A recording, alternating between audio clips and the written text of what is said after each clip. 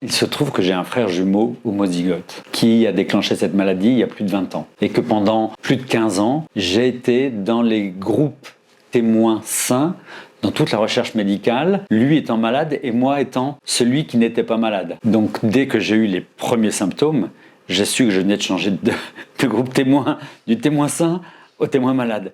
Ce qui m'a déjà enlevé toute l'errance médicale, ce qui a enlevé une énorme part d'angoisse, etc., qui est, je pense, une des choses, dans ce type de maladie, qui est une des choses les plus difficiles à vivre. Et du coup, ça m'a beaucoup facilité et j'ai su immédiatement non seulement ce qui se passait, mais ce qui allait se passer, comment ça allait évoluer. Donc j'ai su déjà que c'était quelque chose qui allait être irréversible, et j'ai su que c'est quelque chose où j'allais devoir apprendre à vivre avec, et sur lequel on n'a aucune connaissance médicale. Dans ma vie de tous les jours, ça m'arrive très souvent d'être en crise de vertige très forte. Et de manière assez miraculeuse, la seule chose qui me permet de me sentir bien, c'est de me mettre face à un écran. Donc de travailler. Il y a une belle compensation.